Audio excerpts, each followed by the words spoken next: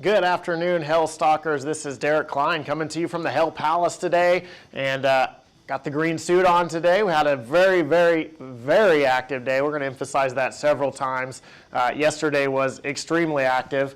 We also produced a 5-star map and a 3 and a 4-star map, so lots of hail yesterday afternoon. We're going to go into a little bit more details of just how active yesterday was. It was extremely active, though. That's the overall takeaway. Severe storms still possible for the Ohio Valley today, so we're going to talk about that as well. Cover where the risk is. Will we have wind, tornadoes? Will there be any hail today? We're going to talk about that. And, well, one more round of severe weather coming up for tomorrow as well, so we're going to talk about that. So that's our outline. That's where we're headed. So let's go into the 5-star, 3-star, and 4-star. We're going to look at all of them here, recap those storms for you yesterday afternoon. Our 3-star map came from, believe it or not, Michigan. Michigan had the 3-star map yesterday in the U.S. It's April. It usually snows more in Michigan than it hails for sure, but yesterday was a very active day across Michigan. You can see here Wayland, Middleville, Hastings, Lake Odessa, up to tennis ball size hail. That's some significant hail there. 29,000 homes impacted with this particular severe thunderstorm. So lots of activity in the state of Michigan. Believe it or not, this is the hailstorm that came from Chicago, also came from Davenport, okay? So this hailstorm formed all the way in Iowa, moved all the way across the state of Illinois, moved all the way across Lake Michigan, went into the state of Michigan, and began to produce some large hail. Interesting fact about that hailstorm, right? Our 4-star map, this is the generation of all the activity, and you can see yesterday was just wild and crazy in Des Moines, in the state of Iowa. Des Moines had several hailstorms that moved in and around the area, most of them not as significant. Cedar Rapids, early in the morning, had some up to ping pong ball size hail, and then Davenport took the cake yesterday afternoon. 3-inch hail, 90-mile-per-hour winds also went through Davenport. It was a crazy morning around 9:30 in Davenport, Iowa. That storm, again, like I said, continued, tracked on, and went through Chicago. But you can see up to 3.5-inch hail, 65,000-plus homes. This is our 4-star map, which leads us to the final location, the 5-star map. There it is, Davenport right there, really getting taken down there.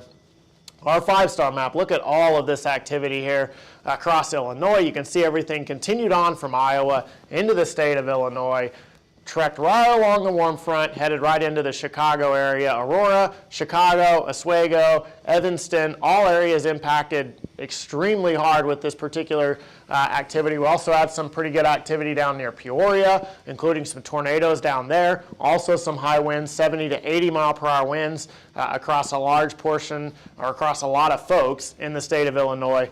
Look at that. When you go into a high population area, that's what you get. You get 784,000 homes impacted with large hail, 1 inch or larger. And again, look at this, some of these purple areas here as we go into the metro area of Chicago itself. Just absolutely ripping Chicago yesterday with big time hail. Look at all the storm reports from yesterday. And this is a crazy number that we're looking at here. 366 reports of hail in the U.S. yesterday. And remember, just last week, and just to put this into perspective here for you, just last week, 325 reports of hail last Friday, okay? So that's 2 days, almost 700 reports of hail between the 2 days. This would make these 2 days the most active storm report days in the U.S., okay? The most active hail report days in the U.S. since 2012.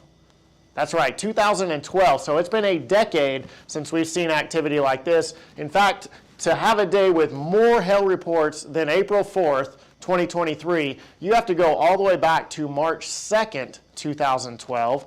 And yeah, that was a year as well, if you remember that. Not sure if we'll go on that path again this year, but so far, really active. Look at all the hail reports, Wisconsin, down into Chicago. There they go into Michigan. Look, I mean, just hail everywhere, all over the map with severe hail. Couple of tornadoes and some high wind events, but hail was the big story maker yesterday afternoon. So let's go into the forecast now. What do we think is going to happen for the rest of today? We still have our storm system moving across the country, and it's still a fairly powerful storm system. We have tornado watches. You can see it in the yellow here. This is our live active radar right now as of about noon. And look at the storms. We have this line of storms now. Things have calmed down in Michigan. Doesn't look nearly as active in Michigan, but again, Indiana, down into Illinois, down into Missouri, moving into Kentucky, moving into Ohio. Lots of activity expected for this afternoon. That continues back down to the south as we go into Arkansas and into Texas and Louisiana as well, where we'll see more severe weather this afternoon. And there's the scope of everything. And the reason why, we have this strong, powerful storm system moving in. Lots of cold air. Look how cold it is. In fact, we have a blizzard ongoing right now in Minnesota, in North Dakota, and South Dakota. Temperatures 29 degrees in Minneapolis. I'm headed to Minneapolis for the Atlas, a big Atlas event going on there. If you haven't seen that, check that out. That's next Wednesday. I'm hoping it's going to be a lot warmer than 29 when I go to Minneapolis, because that is cold. But as we head to the south, we've got the warm air, 83 in Atlanta. These two air masses are bumping together, and that's what's causing our threat for severe weather, and that's why we have this line of storms. This is the battleground. This is where it's happening at. And right now the cold air is winning, and it's going to push everything to the east as it moves off. Again, the warm air also shows the moisture, 62-degree dew point, 74 down in New Orleans, very humid. Chicago, drier, colder air moving in now. Same thing for St. Louis as everything stabilizes and moves off to the east. Lightning intensity, and this tells us a lot about the storms that we have. So you can see lots of lightning here, move out of the way here. A lot more lightning down here in Texas, where we have a little bit more instability. Look at all the oranges and reds down there in Texas. That tells us that there would be a little bit more activity. But this front, again, like I said, will continue to move off to the east. So at 5 o'clock, moving through Arkansas into Louisiana, southeast Texas, and we still have everything right up in here. And Michigan, the front continues to move off to the east. And so it'll just continue to traverse. You can see the cold air comes in behind it and moves into the northeast. Out ahead of it, warm, unstable air. That's the area that we'll be watching for severe weather. That's 7 a.m. Thursday. And again, the big threat, I think, for the next couple of days looks like wind, okay? So here we are at 3 p.m. this afternoon. The purple areas experiencing winds potentially over 50 to 60 miles per hour. Also with our blizzard up in the Midwest, the Great Lakes region. So Michigan up into Wisconsin, Minnesota, the UP of Michigan there. Some really, really strong winds going on up there. You can see that continues all afternoon. This front continues to move to the east with spotty, super strong winds up to 50 to 60 miles per hour, even possible up in parts of New York.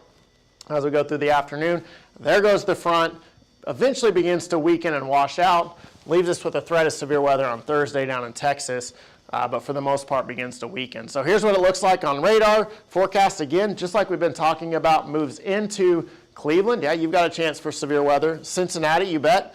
Severe storms moving to the east. Our front is actually hung up back here to the west, but here it is coming across Ohio into Kentucky. Thanks, Tim, for the shout out on the suit there. New York, even a few thunderstorms up there. And again, look at it, just moves very quickly all the way across the state of Ohio this afternoon. Possibly a few thunderstorms fire in Pennsylvania as well. And we'll just continue to see this move off to the east as we get into tomorrow. More thunderstorms develop, more rain as another disturbance comes up from the southwest and creates more rain across the Ohio Valley, Kentucky Valley, Tennessee Valley area. Again, down to the south, same thing.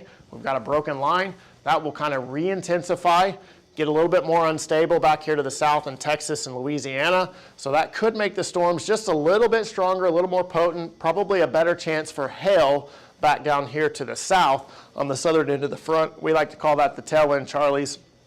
That's where the most instability happens at, where the storms have a better opportunity to also have some shear and spin around. So here's our forecast. Here's what it looks like. Again, like I just talked about, best chance for larger hail is going to be stuck back here to the south in parts of Texas. Okay, so we're talking Shreveport to just north of Houston, I think. So College Station, yeah, that's in there.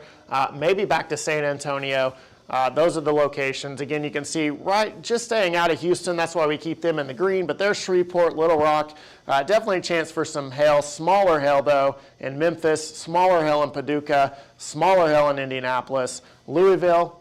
got you lower chance and smaller hail. Same thing for Cleveland and Detroit, not expecting a lot, but outside chance that something could happen up in those parts of the country. So we'll continue to move everything through here. So our forecast for wind, again, a big high impact area for winds up to 58 to let's say 70 miles per hour on the top end. Most likely area to see those 70 mile per hour winds are going to be right in here. Parts of Indiana, Ohio, Kentucky, Missouri, maybe into northeast Arkansas, but I think this will be the majority of the area that will see the highest winds. Most of those winds still I expect to be in that 50 to 60 mile per hour range, but isolated gust up to around 70 in the hatched area here on our map. And as we zoom in on the chances here, so for each individual location, again, low, low, and low, definitely better hail chances down here to the south. Moderate, moderate as we get up here into Memphis, but again, 50 to 60 mile per hour winds. And then again, you've got your more high impact areas, Paducah, Louisville, and Indianapolis, where again, the hail threat will be lower, but the wind threat will be higher. Same thing for Detroit and Cleveland. And let's not forget about Charleston, West Virginia over here. Again, as the storms move to the east, it's going to get into that area and potentially cause some stuff there. So in the Ohio Valley, how bad's the wind? Well, it's bad enough. It's going to blow your trash can all the way into your neighbor's yard. Here's a look at our timeline, time frame for this. Whoop, went too fast there. So there was a look at our time frame, though. And here's a look at the tornado potential for this afternoon as well. And again, these are the areas that we think most likely. I think most tornadoes fairly isolated, not expecting the same amount of activity as we had yesterday. But Little Rock, Memphis, Nashville, Louisville, Indianapolis, all have chances of seeing at least an isolated tornado. Should be weak, hopefully. Same thing for Cleveland and Detroit. Very low end chances for this afternoon for tornadoes. So that's what we've got for tornadoes. Again, here's a look at the future radar for tomorrow. So again, tomorrow this front's going to hang up down here in Texas. We're going to see a lot of rain in Texas the next couple of days.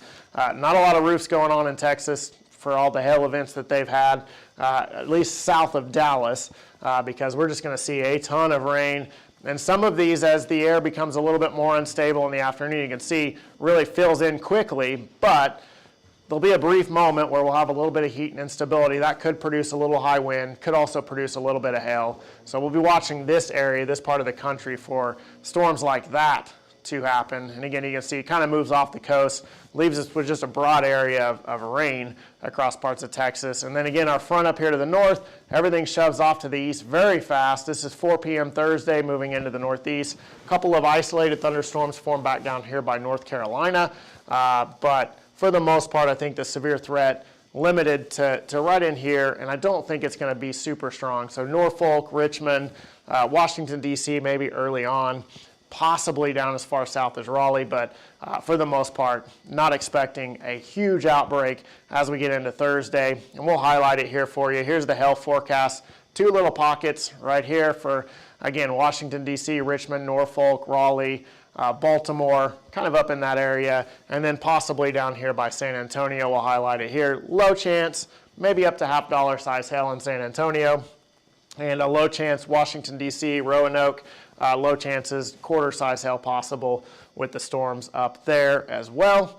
And as we get into our wind forecast for tomorrow, really similar, kind of the same for everybody here. Again, low chances down here in San Antonio. Really just a lot of rain is going to cause things to be super wet in San Antonio. It's going to make it very difficult to get enough instability to cause severe weather. Roanoke and Washington, D.C., most of the forcing is lifted off to the north and east, so it leaves us with some lift, enough to create thunderstorms, but not necessarily enough to cause damage, or to cause significant widespread wind. So we'll watch it. We'll be here covering it for you, letting you know what storms happen and where those impacts are felt the most. So there it is. There's your forecast. There's your 5-star forecast for today. Again, hopefully you enjoyed the weather the last few days in your area. Hopefully you weren't impacted too bad by the storms, as it was definitely a very active day. Again, the last 2 days, or the last week, we've had 2 days that would be the most active hail days in the U.S. in the last decade. That's how busy it's been, and I will continue to track it. As always, follow us on Twitter, Facebook, Instagram. You can contact us. Everything is right there for you, so just reach out to us. Let us know if there's anything that we can do to help you out. And we're here to cover the weather for you. We'll let you know the latest. If there is more active weather, we'll do live coverage just as we have the last several days. Thanks for watching, and take care.